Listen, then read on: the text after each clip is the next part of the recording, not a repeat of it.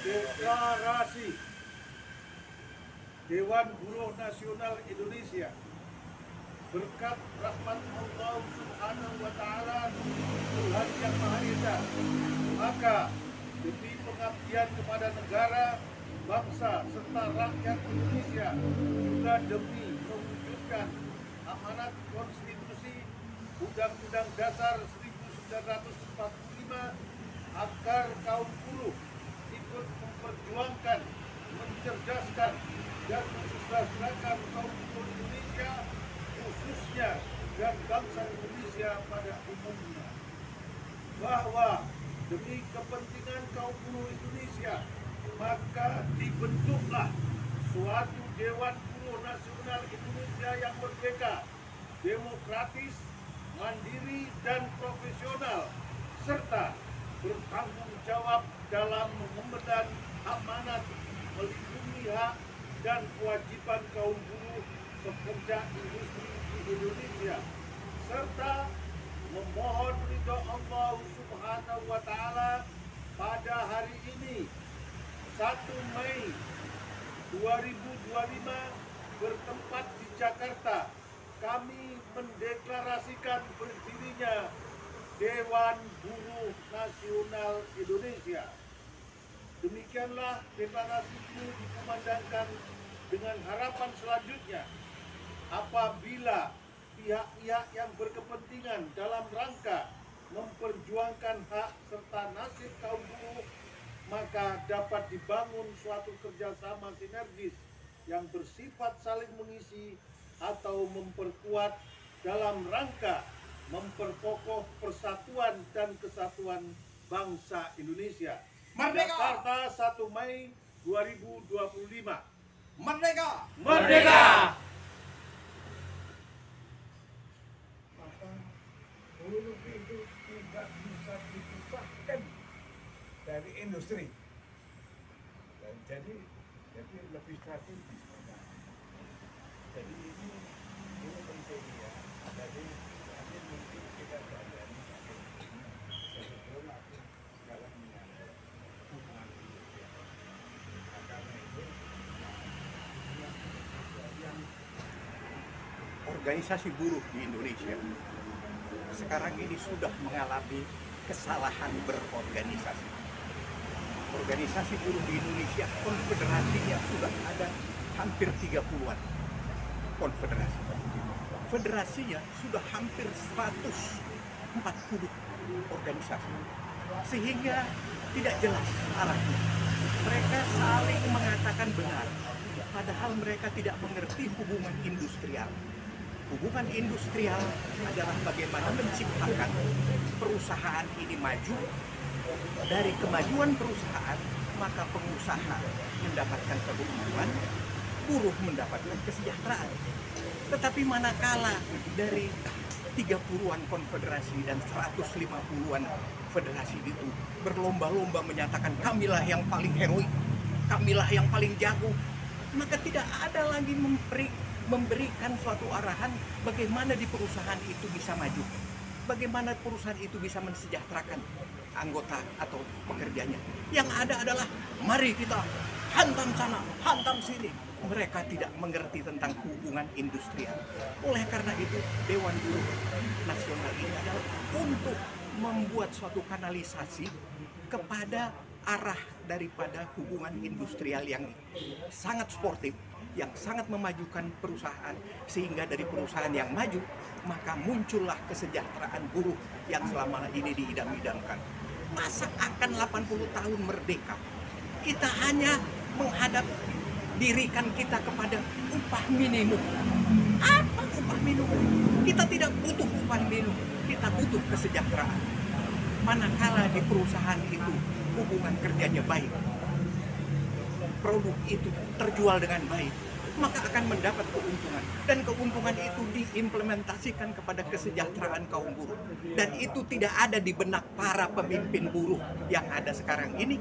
Sehingga Dewan Buruh harus muncul untuk mengatakan kepada pemerintah, sadarlah bahwa kalian selama ini menindak-ubuhkan kaum buruh dengan upah minimum, dengan upah minimum kota dengan upah minimum sektoral kota, tetapi kalian tambahi dengan bantuan-bantuan sosial yang tidak mendidik hubungan industrial ke arah terbangunnya perusahaan yang maju dan sejahtera, yang mengakibatkan pengusaha itu maju, buruh itu sejahtera, dan pemerintah mendapatkan keuntungan dari pajak-pajak yang disetorkan oleh pengusaha. 400-an ribu perusahaan di Indonesia, besar kecil. Kalau pajaknya baik, maka negara ini tidak perlu hutang. Tidak perlu hutang.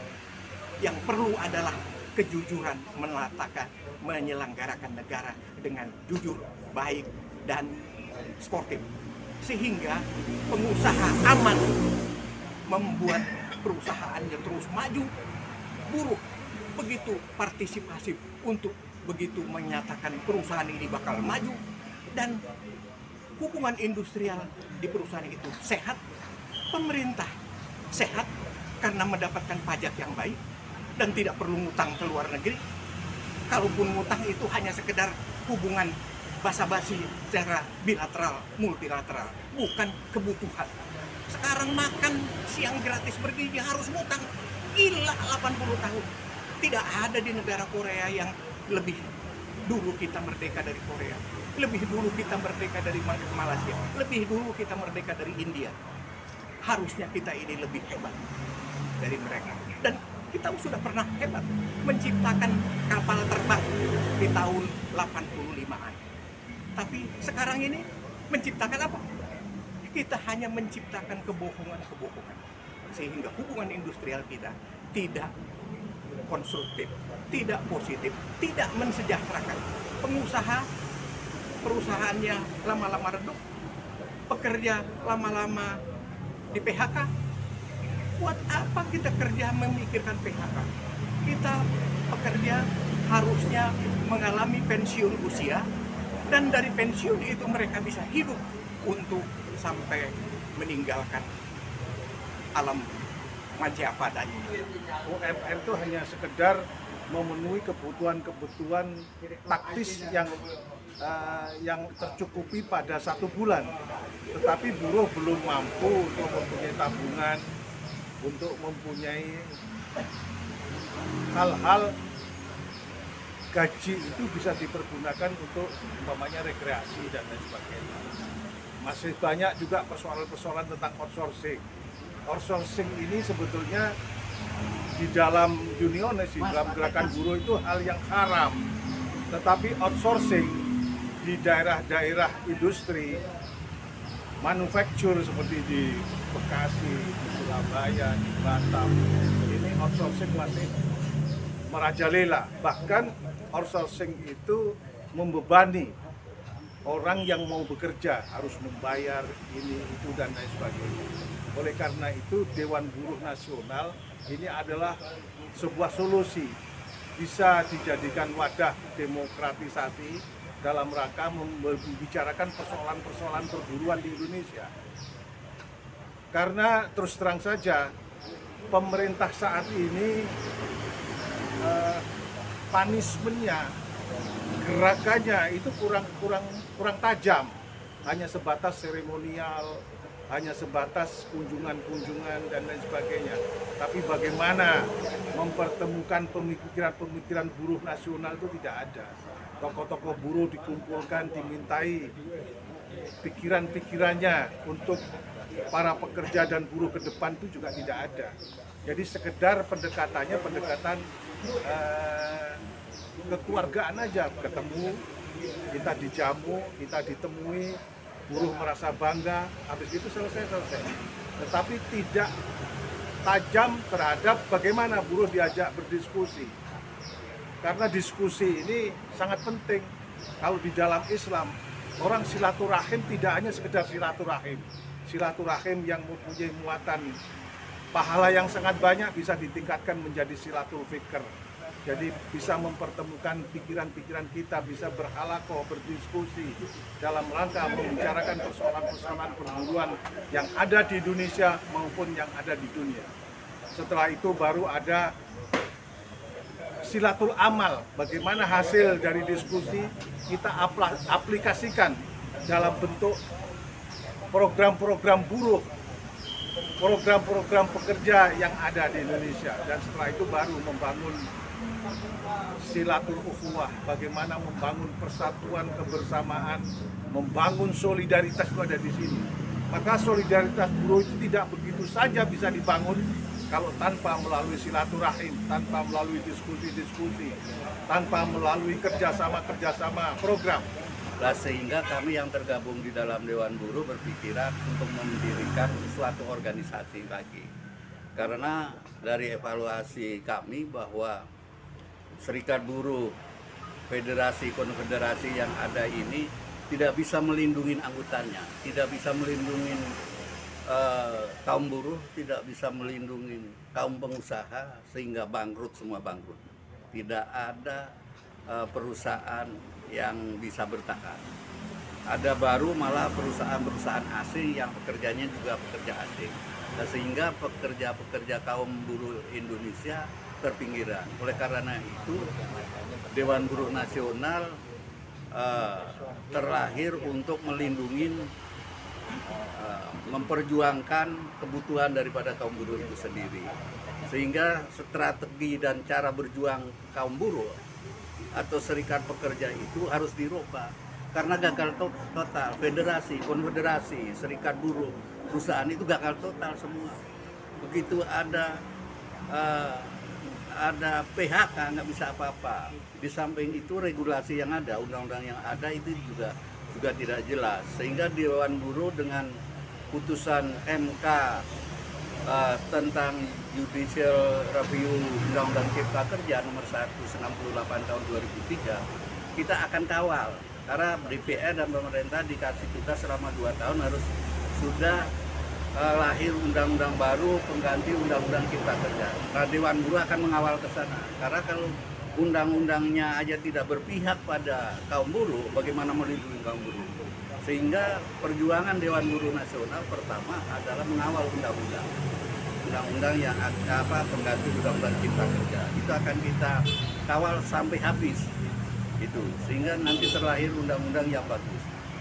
Nah, jadi evaluasi dari Dewan Buruh adalah serikat buruh yang ada, konfederasi itu gagal memperjuangkan dan mempertahankan pekerjaan. Itu yang menjadi evaluasi besar. Dari dalam rangka 1 Mei, hari kemenangan buruh, kita harus betul-betul menang. Bukan hanya bicara buruh sejahtera, tapi bagaimana pengusaha bisa bertahan, berusaha. Kalau buruhnya menang, perusahaannya bangkrut, itu juga percuma juga. Sehingga kita akan menjadi barat, ada regulasi yang betul-betul melindungi kaum buruh, melindungi kaum pengusaha juga harus dilindungi oleh buruh. Itu bukan kita artinya berlawanan, ada kepentingan masing-masing. Jadi dalam rangka 1 Mei 2025 telah lahir Dewan Buruh Nasional Indonesia yang akan melindungi kaum buruh, mempertahankan usaha bagi pengusaha supaya kaum buruhnya bisa bekerja, mengawal undang-undang Cipta Kerja yang akan diganti dengan putusan MK 168 tahun 2003, itu konsentrasi utama. Jadi yang bisa kita sampaikan, selamat Hari Buruh Internasional 1 Mei 2025, kaum buruh akan menang. Bukan hanya slogan menang, tidak hanya slogan sejahtera, tapi menang dalam berpikir, menang dalam berusaha, menang dalam menata negara. Terima kasih. Wassalamualaikum.